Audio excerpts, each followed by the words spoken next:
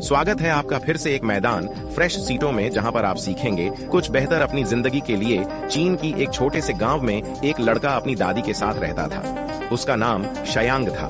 दादी अक्सर उसे उस नगर के बारे में बताया करती थी, ढेर सारी कहानियां सुनाती और उसने भर के छोटे छोटे राज्य, कौन सी जगह पर क्या है, इन सब के बारे में जानकारियां देती रहती थी। लेकिन शियाओं को शुरू से बहुत शौक था पहाड़ों पर चढ़ने का, नई जगहों पर जाने का। लेकिन दादी उसे हमेशा रोकती कि भाई तुम्हारी उंगली छोटी है, अभी तुम्हारा कहीं भी जाना खतरे से खाली नहीं है, इसीलिए तुम अभी घर पर रहो। लेकिन शिंग अपनी दादी की एक भी नहीं मानता। एक दिन दोनों छत पर बैठे सितारों को देख रहे थे। तब तक श्याम ने पहाड़ी के ऊपर देखा और दादी से पूछा कि दादी उस पहाड़ी के ऊपर क्या है? हमारे गांव की सबसे छोटी वही है, मैं इस चोटी पर जाना चाहता हूँ, क्या मुझे तुम बताओगी इस चोटी पर क्या है? लेकिन दादी उसे उसके बारे में कुछ नहीं बताई। धीरे धीरे वक्त गुजरता गया, समय बीतता गया। अब वो धीरे धीरे काफी बड़ा हो गया, स्कूल जाने लगा। लेकिन जितना ही बड़ा होता उसका जिद्दीपन उतना ही बढ़ता जाता। यह दादे उसकी हरकतों से बहुत परेशान रहने लगे। धीरे धीरे उसका मन पढ़ाई में बिल्कुल नहीं लगता था। वह बस यही सोचता कि कैसे भी करके मुझे दुनिया बोलनी है, मुझे इस पहाड़ की चोटी भी पहुंचना है। अब तो वह एग्जाम में भी फेल होने लगा था। दादी ने उसे बहुत डांटा, लेकिन फिर भी वह नहीं माना। आखिर पूछने लगा कि तुम आखिर बताती क्यों नहीं हो, किस पहाड़ की चोटी पर ऐसा क्या है? क्योंकि वो गांव में सबसे ऊंची चोटी है और मैं वहां पर जाना चाहता हूँ कि वहां पर जाने के बाद गांव पर ऐसा दिखता है। दादी एक गुस्सा आया। उन्होंने गुस्से में जवाब दिया, तू पढ़ता है नहीं और तुझे पहाड़ पर चढ़ा है। तुमने आवारा दोस्त बना लिए, दिन भर बस तुम समय को बर्बाद करते हो और तुम पढ़ते भी नहीं हो। ऐसे रहे तो भला कैसे काम चलेगा? तुम अपनी जिंदगी को बर्बाद कर रहे हो। उससे बोला, दादी प्लीज एक बार तुम मुझे बता दो ना, किस पहाड़ की चोटी पर ऐसा क्या है जिसके बारे में तुम बताती ही नहीं हो? प्लीज तुम एक बार मुझे बता दो किस पहाड़ पर क्या है। मैं एक बार वहां से हो ही रहा हूँ, फिर उसके बाद मैं जी जहां आकर मेहनत करूंगा, हर दिन पढ़ूंगा और मैं एग्जाम में अच्छे नंबर लाकर भी दिखाऊंगा। तुम मेरे यकीन करो, मैं तुमसे वादा करता हूँ। दादी ने बोला, चल ठीक है, अगर तू नहीं मानता तो मैं तुझे उस पहाड़ के बारे में बताती। ऊपर चोटी पे एक मंक रहते हैं, जो मंक इस गांव की रक्षा करते हैं। वो बहुत ही विद्वान है और उन्हें हर चीज के बारे में पता है। अगर तू वहां पहुंच सके तो तू सब कुछ जान जाएगा।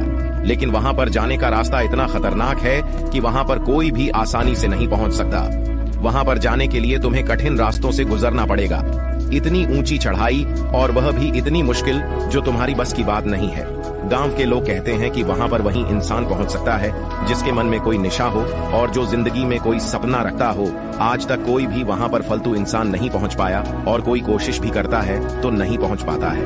उसने बोला, बस इतनी सी बात है, अब तुम मेरे पर छोड़ दो, मैं तुम्हें वहां पहुंच के दिखाऊंगा और तुम्हें यह भी बताऊंगा कि वहां पर रहने वाले मंक कैसे दिखते हैं। अगले दिन वह वहां पर जाने की तैयारी करने लगा। अपने दोस्तों को बुलाया और सबको समझा दिया कि कल सुबह मैं पहाड़ पर चढ़ने की तैयारी करूंगा। लेकिन उसे वहां का रास्ता नहीं पता था।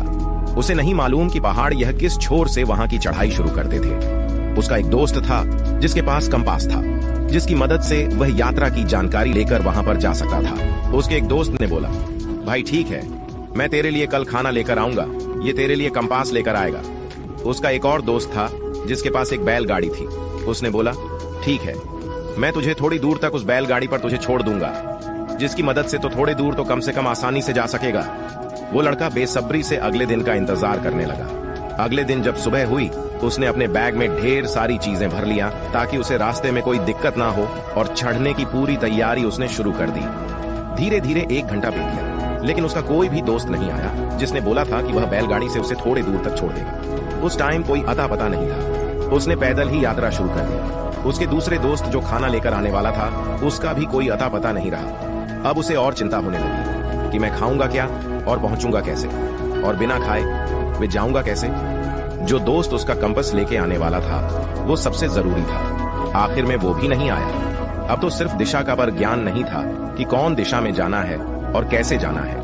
अंत में बिना किसी के सहारे के उसने जैसे जैसे घर की चढ़ाई शुरू करी, चढ़ते चढ़ते धीरे धीरे शाम हो गई, अंधेरा हो गया, लेकिन अभी तक वो मंजिल तक नहीं पहुंचा। थक के हार गया। बैग में हाथ डाला तो उसने देखा कि इसकी दादी ने थोड़े खाने की चीजें रखी हैं। वह उसे ही खाने लगा। अब उसे डिजायर का भ्रम हो रहा था कि किस तरफ चढ़ा जाए और किस तरफ जाया जाए। तभी उसे याद आया कि बचपन में दादी उसे गांव की कहानियां सुनाती थीं और जिन कहानियों में वो गांव का नक्शा अक्सर समझाया करते थे कि पहाड़ी के सीधे छोर पर जाने से ऊपर जाने का रास्ता वहीं मिलता है। उसने थोड़ा और दिमाग में जोर डाला और चढ़ाई शुरू करी। चढ़ते चढ़ते 2 दिन बीत गए और आखिर में अब वह वहां पर पहुंचने वाला था। उसकी हालत इतनी बुरी थी जैसे कि अब वह मर ही जाए, क्योंकि उसने 2-3 दिनों से ढंग से खाना नहीं खाया था। आखिरकार वह कैसे भी करके पहाड़ की आखिरी छोर पर पहुंच गया। वह आप उसे एक मंक दिखाई दिए जो बहुत ही शांत ढेर होके तपस्या रह कर रहे थे। उनको देख के उसी आंखें चकरा से गई। उन्हें बैठ के देखता ही रह गया कि उनकी आंखें खोले, वह उससे बात कर पाए। काफी देर बाद जब उनकी आंख खुली तो उन्होंने पूछा कि तुम यहाँ पर क्यों आए हो। उनके इस सवाल ने ऐसा मानो जैसे उसके अंदर बदलाव ला दिया। वह बिल्कुल स्तब्ध रह गया। उसके पास बोलने का कोई वाक्य नहीं था, कोई भी चंचलता नहीं थी। मन इतना स्थिर था कि वह बस इतना ही कह सका कि मैं यहाँ पर आपके पास सफलता का राज जानने आया हूँ। मैं जानना चाहता हूँ कि आखिर जिंदगी में कामयाब होने के लिए क्या जरूरी है। उस मंक ने जवाब दिया, एक मंजिल जिसके लिए इजाफा हो। मैं यहाँ से देख रहा हूँ कि तुम चुप चले थे। तुम्हारे साथ कई दोस्त भी थे जिनके भरोसे तुमने यात्रा शुरू करने की सोच, लेकिन अंत में किसी ने तुम्हारा साथ नहीं दिया। आखिरकार वही चीजें काम आई जो तुम्हारी थी। तुम्हारी सोच, तुम्हारी मेहनत, तुम्हारा संघर्ष और अंत में तुम्हारा ज्ञान। तुम्हें दिशा का ज्ञान था कि उनकी दादी ने तुम्हें दिशाओं की कहानी सुनाई थी। उसी कहानियों के सबक से तुम्हें यहाँ के रास्ते पते थे जिसकी मदद से तुम इस पहाड़ की चोटी पर पहुंच सके। दूसरा, तुम्हें यकीन था कि वो दोस्त तुम्हारी मदद करेंगे, आते दूर तक भी छोड़ देंगे तो तुम्हारा काम बन जाएगा। लेकिन ऐसा कुछ नहीं हुआ। जीवन का यही सत्य है, अगर मंजिल तुम्हारी है तो उसकी तैयारी और उसे पूरा करने की जिम्मेदारी तुम्हारी होती है। यहाँ पर कोई तुम्हारा साथ नहीं देता, इसलिए जिंदगी अपने भरोसे जीना सीखो। तुम पहाड़ पर सिर्फ इसलिए चढ़ सके क्योंकि तुम्हारे मन में पहाड़ की चोटी थी। यह तुम्हारा लक्ष्य था और इसी मकसद से तुम इस पर चढ़ रहे थे। तुम इस पहाड़ पर इसलिए नहीं चढ़ पाए क्योंकि तुम्हें मुझसे मिलना था। तुम इस पहाड़ पर इसलिए चढ़ पाए कि तुम्हारे मन में बार बार इस पहाड़ की चोटी थी।